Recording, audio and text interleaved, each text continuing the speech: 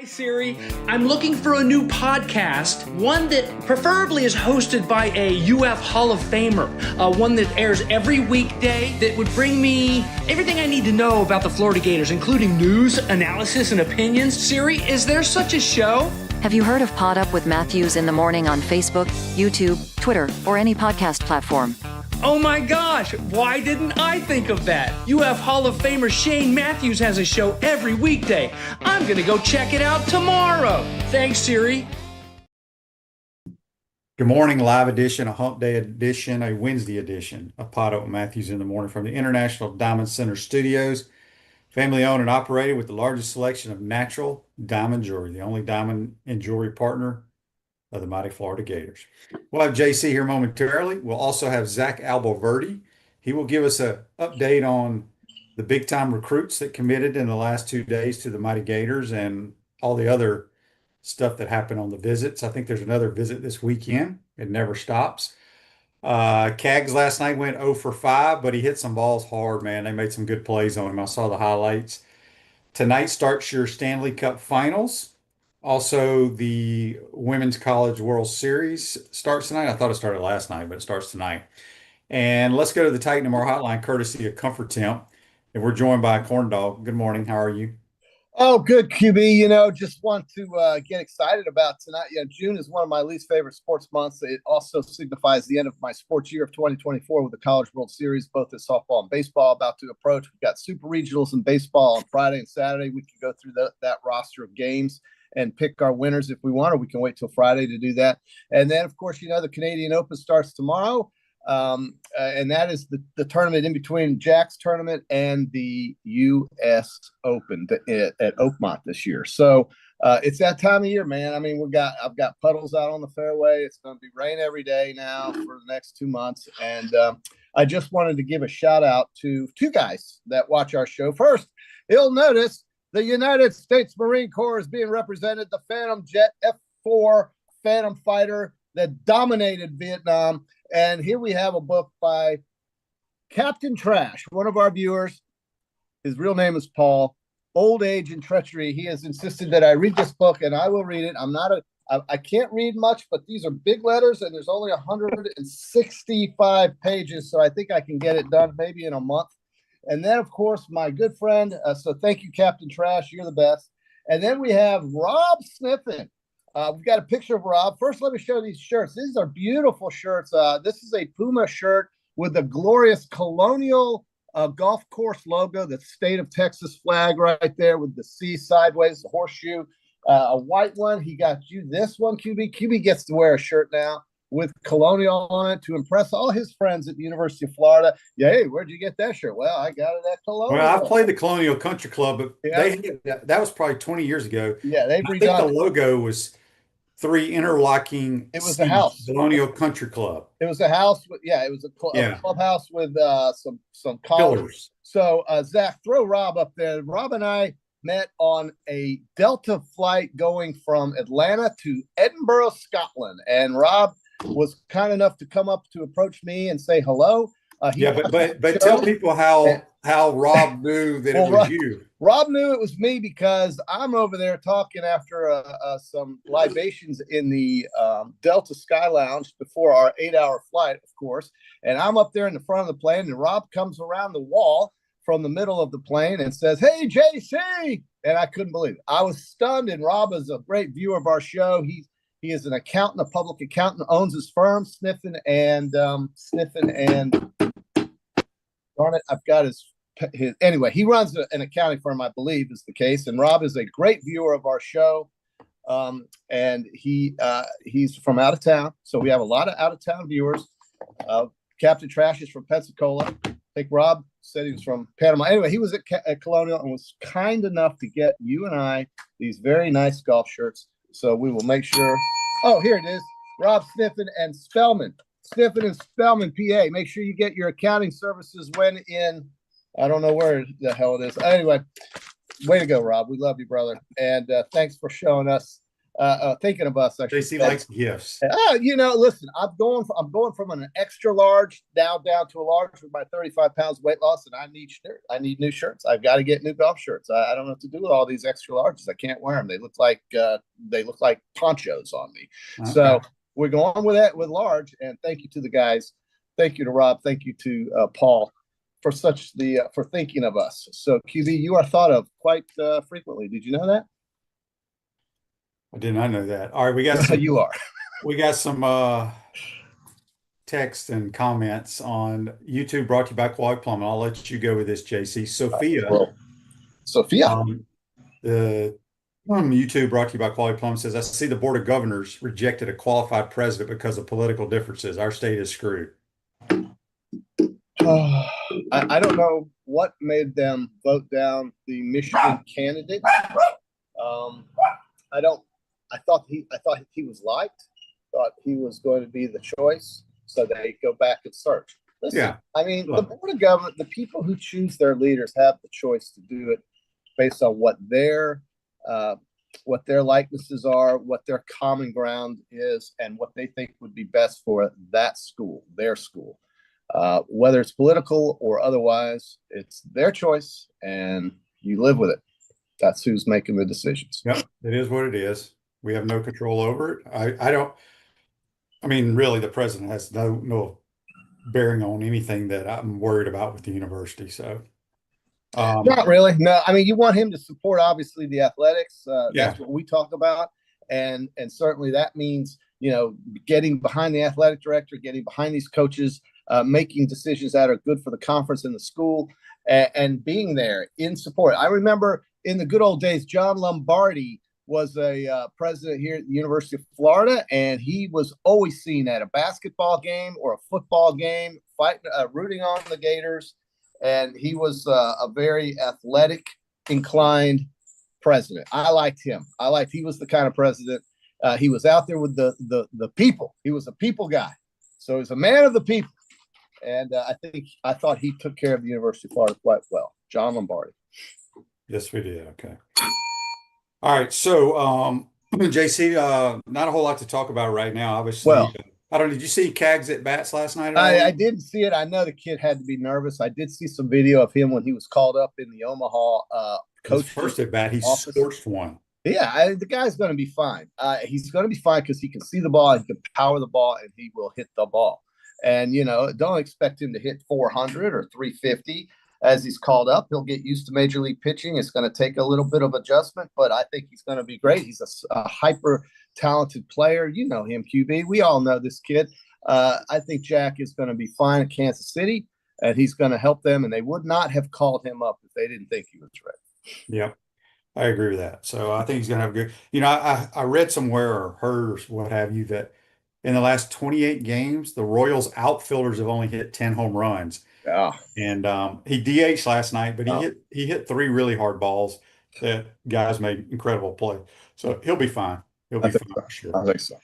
A lot of people didn't know that he actually pitched for Florida. Those in the I was watching a podcast out in Las Vegas, and they had no idea he was also a pitcher for the Gators, and they didn't know his name was Jeffrey, his first real name, but he goes by Jack because of his initials. Yeah. They didn't know that. So, it's kind of cool what we can bring to the masses through X. QB, we've got the football thing is what I want to get your thought on real quick. They're trying to decide in the SEC or rather in college football whether to change the model for the playoffs.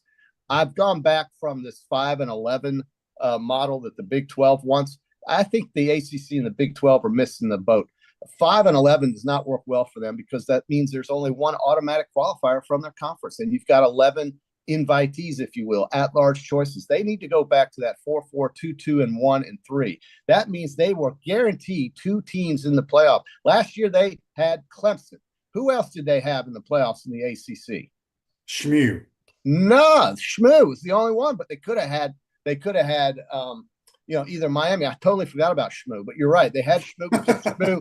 Shmoo played well in the ACC championship game against Clemson. Okay, good call there, QB. I was going to say just one, but no, you're right. JC. It was one. Well, I tried. What was that show that used to be on ESPN? You had to stomp that guy.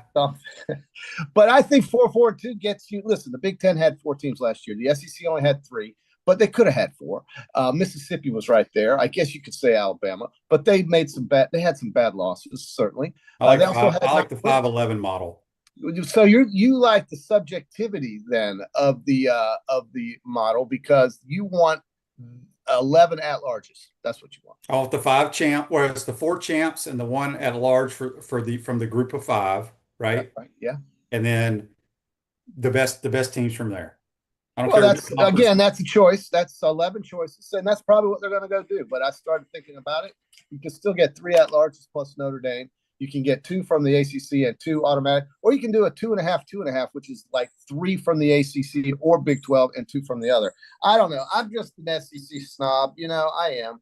And I want. Well, the SEC is going to get, if they go to the 5-11, they're going to get 3 to 5 teams in probably, maybe more. Maybe more, yeah. Karen says on Facebook Live, brought to you by Mellall. Good morning, guys, from Amsterdam. I'm heading out on a 2-week Viking cruise. Wow. I'd love to know. Okay, I'm going to predict the Viking Cruise river she's going to go on is the Seine. The Seine River through Europe. I'd put the odds on that at plus 250. The Seine. The Danube would be plus 300. You can't go on both of the rivers? Well, I don't know if they connect or, my geography here is failing me on the rivers, but I know those are 2 big ones. I'm going to predict the Seine at plus 200 odds. Good luck. Have fun on that Viking cruise, man. That's one of those small little boats. You sit there and you drink wine and you talk. It ain't a small boat. It's pretty. Hey, it's a river boat. It's not the. It's a cruise ship. Yeah, it's not a Royal Caribbean cruise liner, homie. Well, most people on a river. Go on the Royal Caribbean can't afford the Viking cruise. The Viking cruise is that's high rent. And I like I said, you get on there, you look outside, you stop at these exotic cities in Europe, you drink wine, and you talk to people. I don't think there's a casino on there, so that's an X. I don't think there is a lot of things that I look for on these cruises, but hey, for some folks, the Viking cruise is the way to go. And I have heard it's the way. It's a great trip. It's a fun thing. So I'll probably end up doing it when I'm about 75.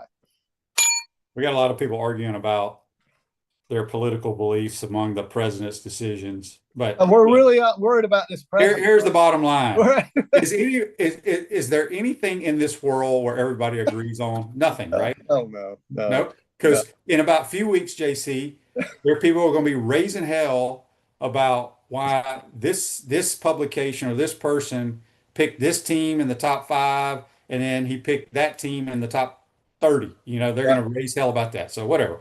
Yeah. Daniel says on Facebook Live, brought to you by Mellall, JC, you better lose the bell before you get sued by the guys from Pardon the Interruption. They came up with that gimmick. No, I came up with it before they did. Back on the radio on 105 The Game. That was in like 2009. So far ago, and I had it way before that. So bring it on, pardon the interruption. But thank you for watching.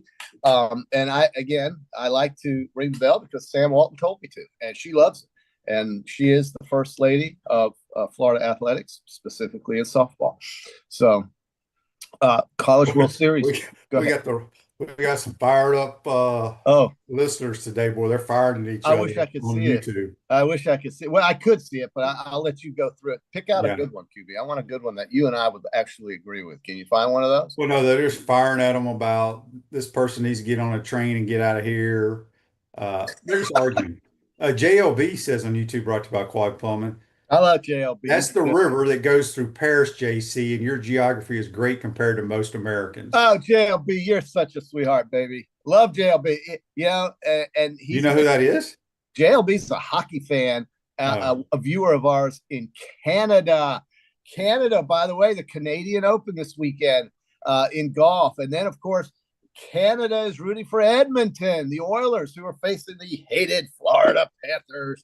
And I tell you right now, I hope the Florida Panthers beat the Canadians, Edmonton Oilers. And the Edmonton Oilers are a great team, and so is Florida. This is going to be a fantastic Stanley Cup. I got it going 7. just like last year. I just think they're that close. Edmonton is missing Zach Hyman. He is a great player for them, but they have so much depth. Florida is Florida. They are big, nasty, and physical, and they've got Sam Bennett, who is filling the back of the net up. They've got Bobrovsky in the net.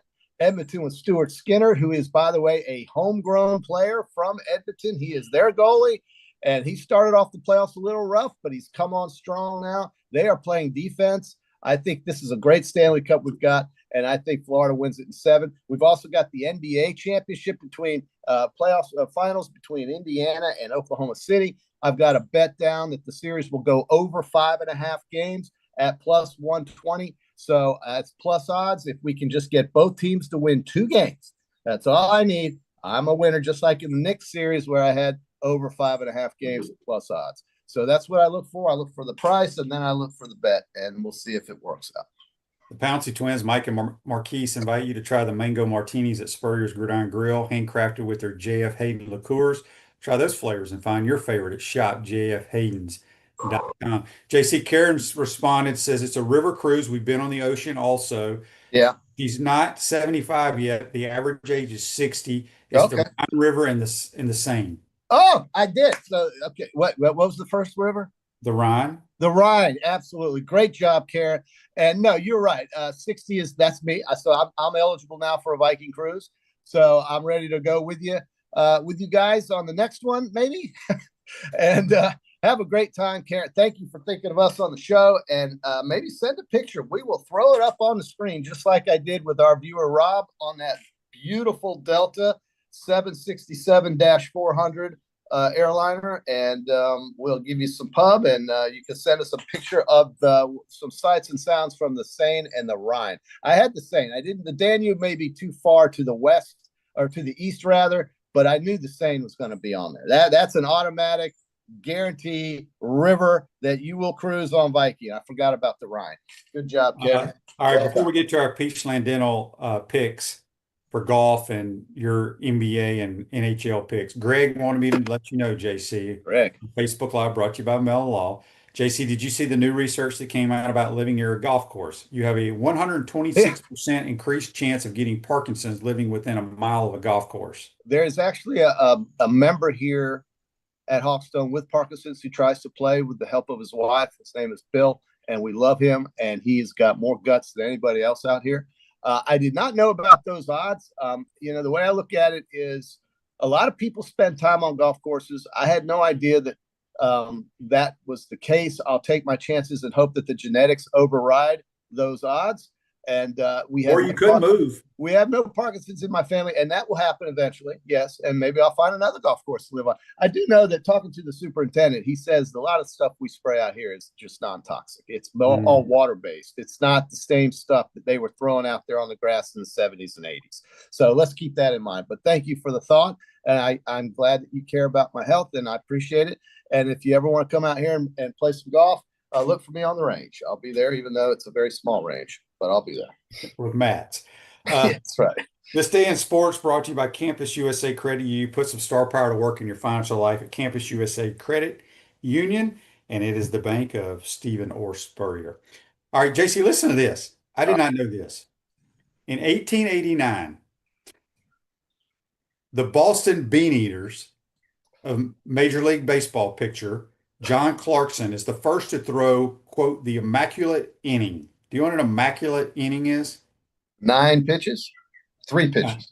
Yeah, how did you know that? Strikes out 3 batters on 9 pitches in a 4-to win of the Philadelphia Quakers. That's incredible. That's the Quakers really stunk that day. I bet they were plus 500. Why they're not called the Boston Beaneaters the today? Beaneaters, baby. I wish the Red Sox would go to the Beaneaters. The Boston Beaneaters, 9 pitches. Yeah, I just took a guess there, QB. Good job. Yeah, but I've never heard that even called. That was new to me. Adjectives were different back then, QB. This Day in Sports brought to you by Campus USA Credit. I mean, the only thing that would be better than that is getting 3 outs on 3 pitches. I could say that, but if you're a pitcher, you want to strike them out. 3 strikes and you're out. There's 9. So the Beaneaters / Red Sox this year are disappointing. A lot of folks picked them to win the American League East. The Yankees are kind of running away from them. They're not having the start that they wanted. We'll see if they can come back in the second half of the year. I hope not. Listen to this. Baron71 on YouTube Baron. broadcast says, Baron. QB and JC. Love Baron. Will there be more fans at today's 12:30 Rockies Marlins game Oh, or the total points scored in tomorrow's NBA Finals game one? that's a good one. So yesterday when Buddy was on, Buddy loves MLB baseball and he watches. I do too. But there was less than 200 people at the Rockies Marlins game the other day. I mean, that's what they said on Twitter. I think there was a couple thousand, but it's such a spread out thousand. You don't see the folks. The place looked completely empty. I thought the best tweet I've seen in a month or so came when the month of May ended and the Colorado Rockies had as many wins from May 1st as Scotty Scheffler. What kind of odds could you have gotten on that? It's incalculable. Yeah. When you think about a golfer winning 3 times in that short of a time span, including a major, by the way, and a baseball team who plays 27, 28 times in that month, only winning 3 times. By the way, the Rockies have won the series against the Marlins by winning last night. That's their second straight win. Break up the Rockies, folks. They won a series. Don't forget, you have an over win total for the month of June for the Marlins. No. I have a win total for the Giants, the Tigers, and the Yankees because they play the Marlins. I think. I thought you said that you had. Oh no, not for the Marlins. Hell no. Okay. It's time for the Peachland Dental. They're 1-2. I'm already throwing them out the door. Time for the Peachland Dental, Gator Nation's #1 choice for dentistry in Port Charlotte surrounding areas. Go check them out at peachlanddental.com. All right, we're going to do our Canadian Open picks first. Yeah, let's do those. And then we will let you do some of your NBA, NHL stuff. JC, is next week the U.S. Open? Yes. Cool. Remember, it's always on Father's Day, QB. Well, I didn't know when Father's Day was. Okay, that's June 15th. That's Sunday. Okay. But, I mean, I think it's always on Father's Day. Most of the time it seems to be. Yeah. But it is next week. It's at Oakmont. They've got a 300-yard, basically a 300-yard par 3 on that track. I know it's going to be great. I may do nothing but from Thursday through Sunday, watch every minute of the USO because I love it. Well, just think what else is on during that time. There was a 17-year-old kid college baseball. He's from Thomasville, Georgia, that qualified. That I think he's going to Georgia next year, And then there was a dentist that qualified. That's the beauty about the U.S. Open. Actually, there's a kid from Gainesville. Chandler Blanchett. Chandler Blanchett, who played golf at Buchholz High School. In West Florida. Yep, he qualified as well. And I think you may have had him on this show years and years ago or mentioned him because he went to West Florida, but he's a Bobcat. And he is qualified for the U.S. Open, but he did it by 1 stroke, finishing 300 in the final qualifier and beating out former U.S. Open champion Webb Simpson, who was 2 under and missed it by 1 stroke in that qualifier. I think if you win the U.S. Open, you get an automatic 5-year exemption. Of course, Webb won it in many years ago out in California, but he did not qualify, and Chandler Blanchett has. And the other day, I think it was Monday, they have what they call on the Golf Channel the longest day of golf. Oh man, because they're showing all the final qualifying rounds. And what was hilarious, Max Homa walked and carried his bag for 36 holes. Right. It was great. He dumped his caddy. Yeah. Yeah. He dumped his caddy and toted his bag. Max freaking Homa, of all people. Did he qualify or not, QB? He did not. He didn't. Wow, that's amazing to me, Max. All right, JC, I get first pick since I finished the highest last week. Okay. And I am going to go with Canadian Open. Oh, I'm going to go with Taylor Pendrith. Oh, that was my first pick. Okay, so you're sticking with the Canadian theme here. He is a big hitting Canadian. JC, you're the geography guy. That is true. Canadian wildfires anywhere near this golf course? No. Okay. Because it's very smoky up there. Yes, it is. They have an issues. Taylor Pendrith, 22-1 on Hard Rock. You can get him in top 5 at plus 575. That's almost 6-1. I'd look at that for sure. Top 10 would be half that. All right, that's a good pick. Taylor Pendrith, 22-1. I'm going to take a Canadian by the name of Corey Connors. And Corey Connors is one of the more consistent Canadians we see on tour through the other events. You can get him at 20-1 to win. And Two more Canadians. Do you want me to just give them to you, JC? Because I don't want them. No, not necessarily. But I am going to pick one more Canadian. Yeah. All right, I'm going to go with Ludwig Oberg this week. He got it together on the final round of the Memorial. Finally, he's been really kind of scraping it around, but he played great on Sunday. All right, give me. I'm going to take another guy who played great on Sunday, who finished strong, finished in the top 5 at Memorial. That's Mackenzie Hughes. Well, he's a Canadian. That's why I said I'm going to go with 2 Canadians. Mackenzie Hughes is my second pick. Mackenzie Hughes, you can get at 40-1, and you can get a top 5 bet down on him at 9-1, top 5. So Mackenzie Hughes looks like good value. Give me the South Korean, Sun Jae-im. Yeah, he's another really highly thought of player in this tournament. He is 30-1, Sung Jae-im to win this. I tend to look at the top 5 and top 10. So real quick, JLB on YouTube, brought to you by Quality Plumbing. I assume he's the hockey guy and lives in Canada. Yes, he is. He says the smoke is nowhere near Oakville, Ontario, Shane, but the smoke is visible during parts of the day. There you go. So they have a nice little western orange sunset. We're about good for your health to breathe. No, you know what? We're about to get in Florida more rain, of course, but we're also going to get the Saharan dust cloud.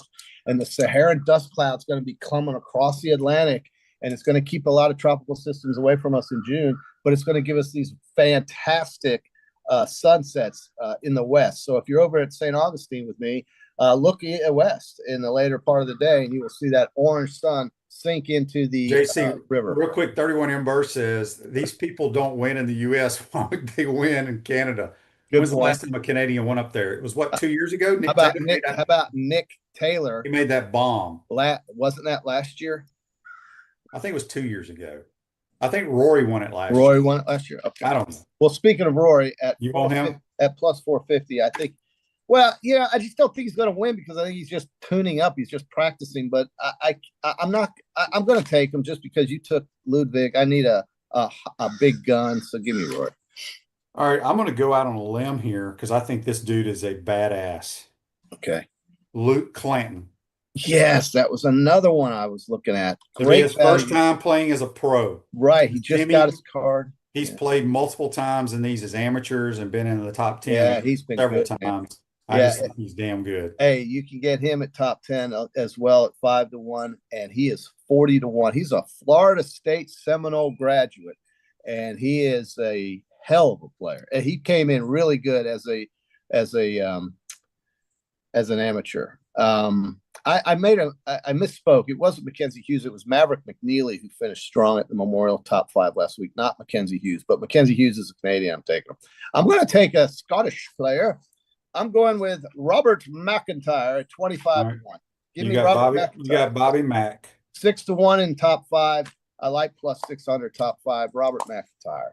All right. So do you want to pick another one or is that it? Pick one more. All right, I'll pick one more. I will go with this seems like one of those tournaments where like a Sam Burns plays well.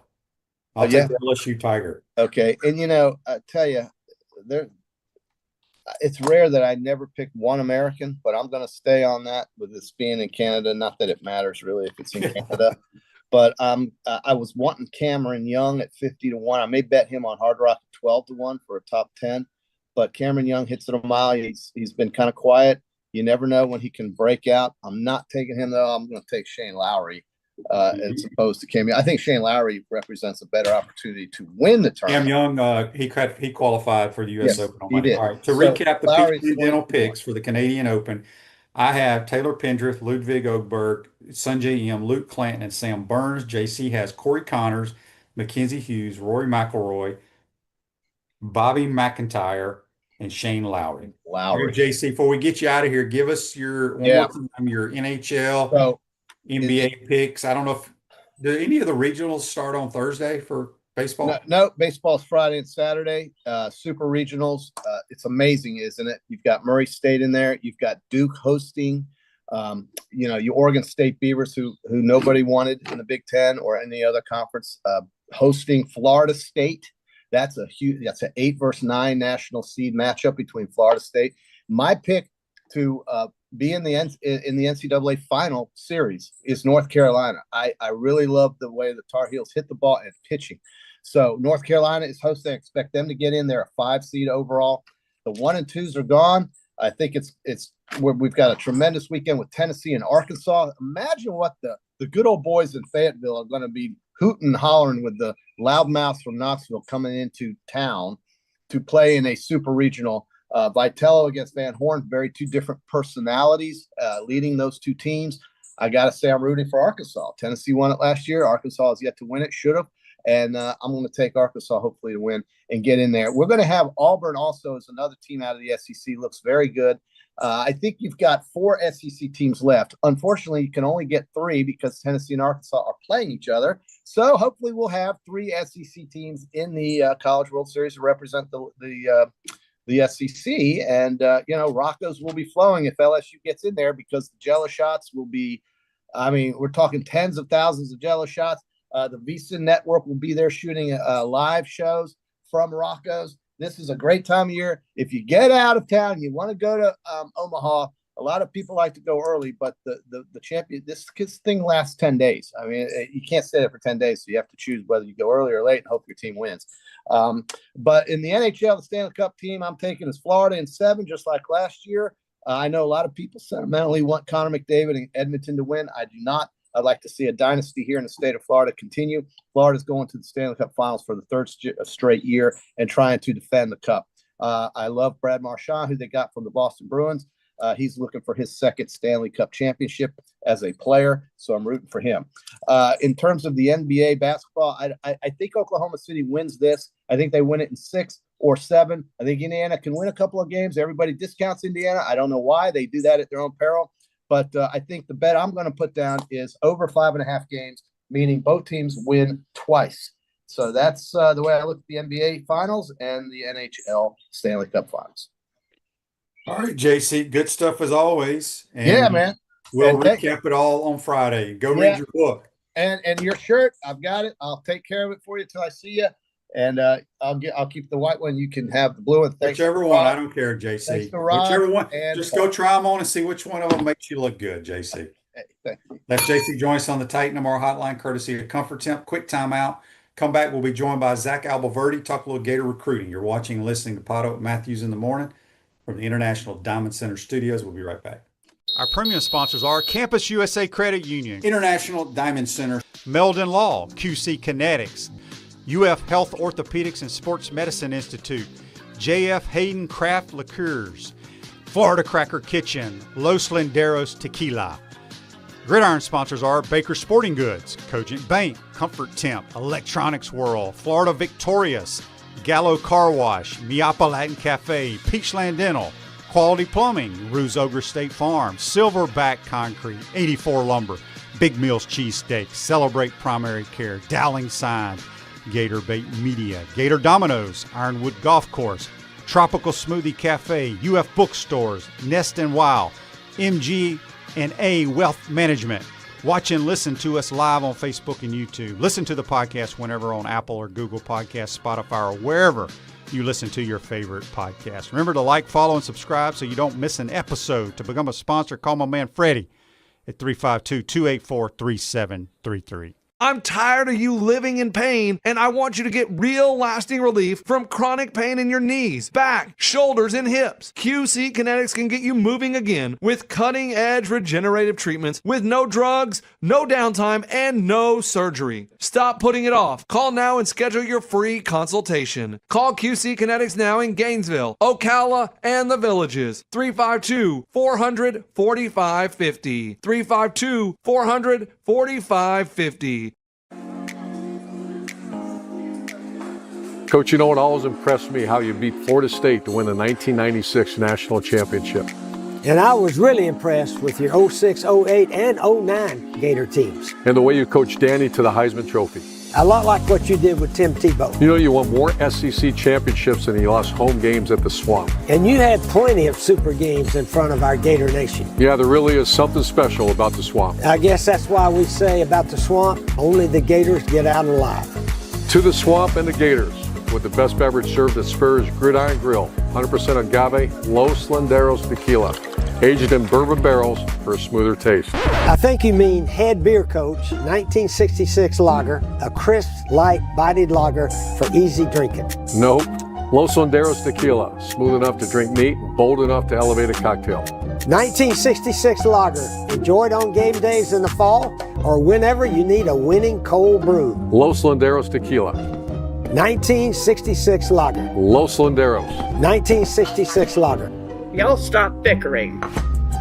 Okay, you're both wrong anyway. The best thing Spurrier's Gridiron Grill offers are Jerry's famous chocolate chip cookies.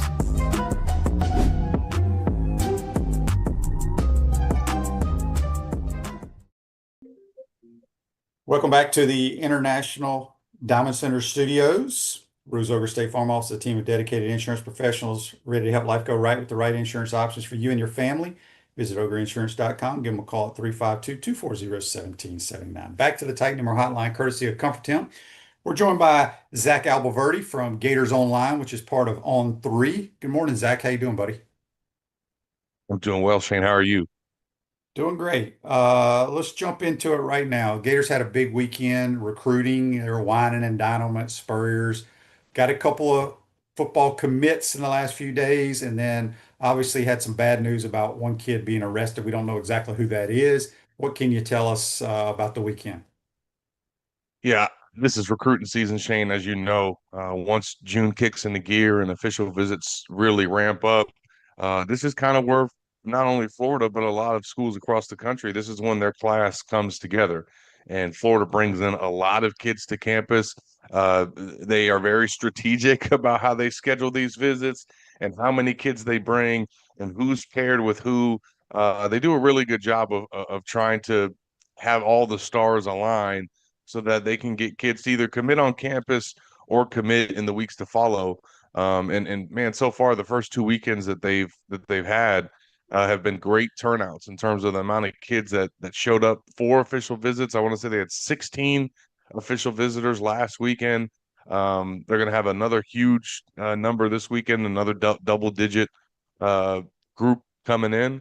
And they had a big visit weekend also back in May as well. So, this staff, man, Billy has said it before, but when they get kids on campus, they usually got a pretty good shot at landing them. Just from everything that they have to offer, the way that they go about presenting the program, the way that they interact with the kids and their families, they just do a really good job.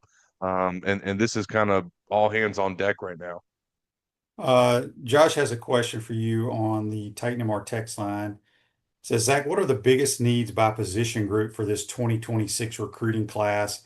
What positions do we need the most? Yeah, that's a great question. I think that when you look at Florida's kind of roster and you look at who they have right now and who they have coming back, you really got to look at kind of the seniors, I guess, to start with. They do have a pretty big senior class.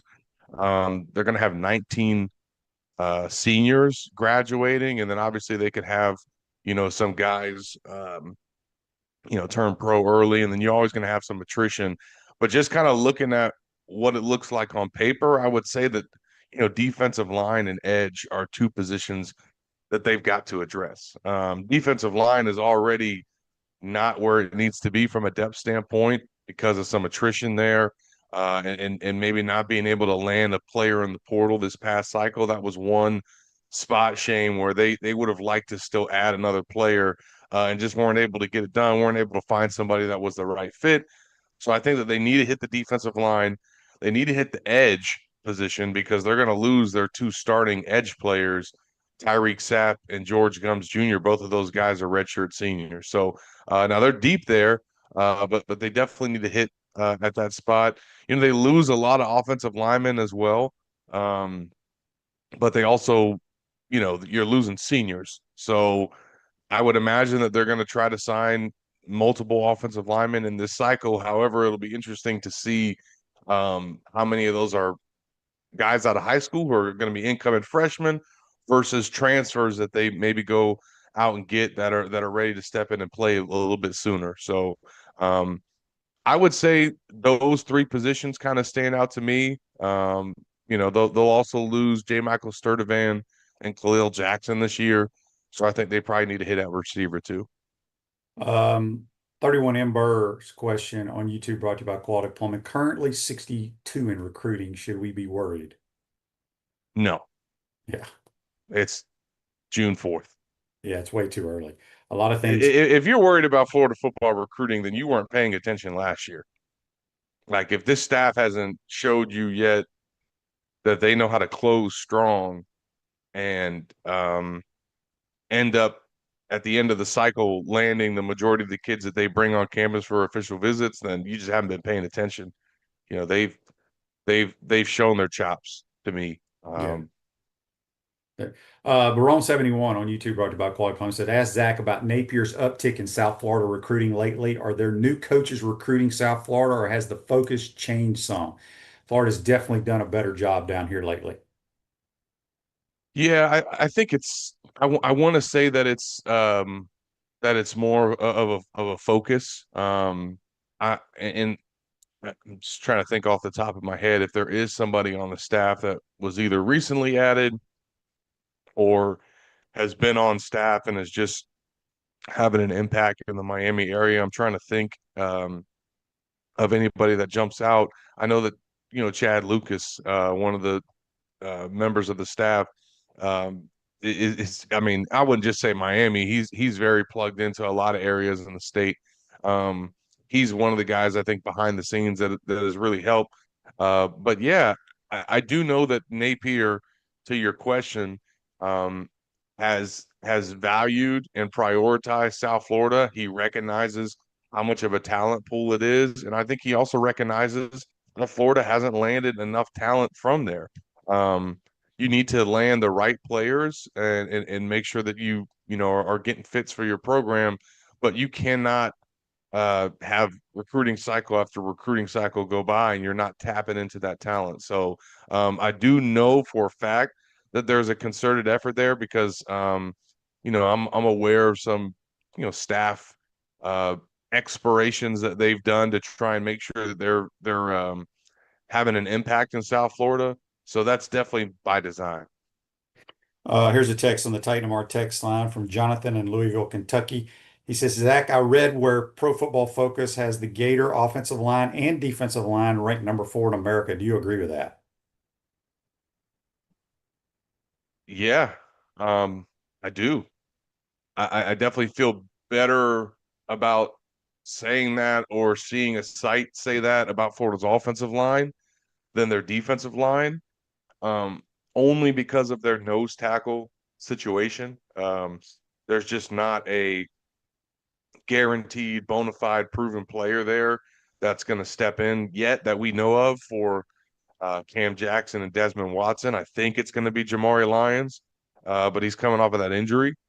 And I think Mekhi Barrow has got a chance to be a great player too, but they're unknowns with those two guys. But everybody else on the offensive and defensive line, you know what you're getting.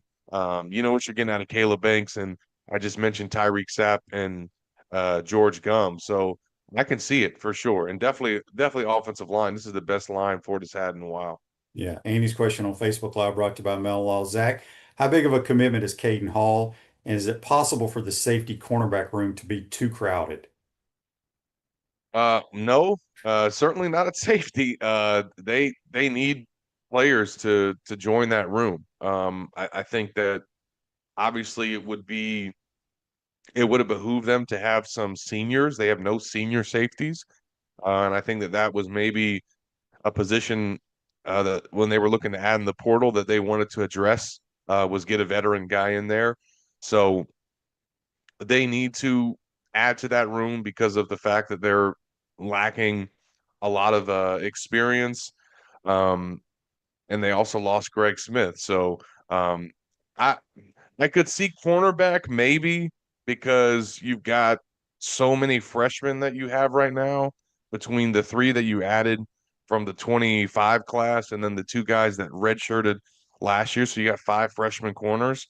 But there's definitely a need there at safety, and that's a spot that I think that is one of their biggest ones, positions of need. On the Titan MR text line, Kyle in New Orleans says, Zach, in your opinion, what true freshman will have the biggest impact on this football season? Man, um, it's hard not to say Dallas Wilson after Yeah. watching him in the spring game.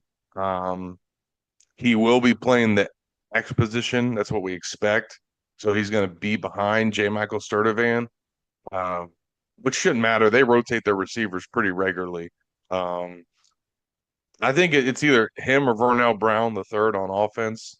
Vernell might have a little bit more opportunity just because of they don't have maybe as many guys as the spots that he would play. Um, and then Jaden Woods on defense. He's the guy that everybody raves about. He plays that jack outside linebacker position, and it's stacked. I mean, they got George Gums there, LJ McCray there, Kofi, the transfer that they signed. But the coaches have made it very clear that Jaden Woods is going to play as a freshman and be in that rotation. So those 3 would be the ones that jump out to me. What did they say or say after the spring? I think it was the Stubbs kid that wore number 9 on defense. I thought he flew around and made play after play in the spring game, and I was really impressed with him. Do they expect him to get playing time this year? He would be one of the next guys I would name, Shane. Okay. Yeah. You got a good eye.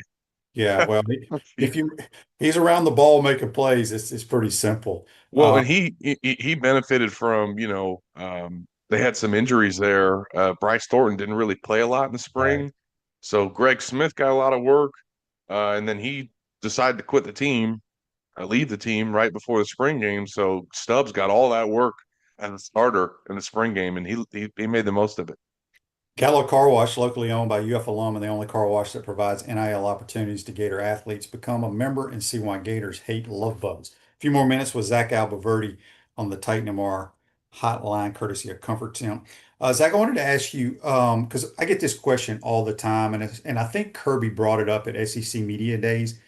In today's world, the game has changed. Obviously, there's so much money involved, and now kids that are verbally commit, there's rumors and talk out there that they're being paid X amount of dollars to keep that commitment. And there's also been talks that for these kids to even come visit your school, you have to pay them some fee. That just blows my mind, but that's what's happening, right? What's happening? That's crazy to think about. I feel like the visit thing that you just said has been happening. I think that's always been a thing, even before NIL. There was definitely incentives given for people to come to campus, or there were probably some high-profile recruits that could demand some compensation to come visit your campus. But having to pay them to keep them committed is wild. Mm-hmm. I guess if that's the new name of the game, but you'd almost be smart, and it would behoove you to not get these kids on board until the end of the cycle. Save yourself some money. Think about all the kids that Florida landed in the last cycle that were flips from other schools that maybe some of them had been getting paid all cycle to be committed to those schools. And then right at the end, they flip to Florida and they just get to add them. So it's just another example, Shane, of how this thing's gotten out of hand. Yeah. Looking at the schedule, that's what everybody does this time of the year. It's so hard, blah, blah, blah. Well, if you play in the SEC, it's going to be pretty hard. Florida, Oklahoma, some of these other schools have harder schedules, what have you. But I don't think it's as hard, so-called as hard as last year, because so many teams that we were 100%. playing have new quarterbacks. And I think that's important. What does Zach think about the schedule? Well, first and foremost, Florida gets to open with a cupcake. I mean, I can't remember the last time that happened. I think 2000 and 21, they opened with FAU, I want to say, and that's like the closest thing uh, that you've had to an opponent like Long Island. And I know that Long Island doesn't really do anything for Florida in terms of giving them a look, but man, they've just had so many week one games, Shane, that were a challenge that they lost. That just was just not the way you wanted to start your season. So to go out there and have an opportunity to get a feel good win, play everybody on the team, see what you look like, get a sense for where your roster is at. Like, I think that's so huge for Florida. Before I even get into these other games, like I really think that's a big deal. Not only that, and then they play South Florida the second week. That's a step up in competition. But Florida gets to figure some things out about themselves before they get into their gauntlet, and they haven't had that opportunity in several years. I mean, they opened with Utah back-to-back years. They had the season opener against Miami. So I think that's very beneficial for Florida. And right there, Shane, makes it not as hard of a schedule as last year, right out of the gate. Obviously there's some tough trips that they will take, having to go to Death Valley, having to go to Ole Miss. I think that the Texas A&M trip could be tough because I think they got a chance to be a good team. But it's still, to your point, Shane, about the quarterback, some of these teams aren't going to be as challenging because of their QB situation. It kind of weird to have Tennessee and Florida State to finish out the year back to back at home. Feels like 2001. Right. Yeah. So, but I think if Florida's as good as 2001, people be okay. All right. Last thing before we get you out of here, I had to ask you this. All reports, I know DJ's going through his throwing, X amount of balls per day or what have you. What can you tell us? He'll be 100% ready to go in fall camp. He'll be ready to go if he's 100%. That remains to be seen. But I'll tell you what, Shane, you talk to people in the program, they are not worried about this. You talk to people in DJ's camp, they're not worried about this. That doesn't mean that there can't be cause for concern. If this is something that is a tolerance thing, or if it can, if there's a potential there for him to injure it more during the season. But they feel like some of the steps that he's taken, some of the rest that he's given his shoulder, and some of the strengthening that he's done to have it improve, is going to set him up for this fall.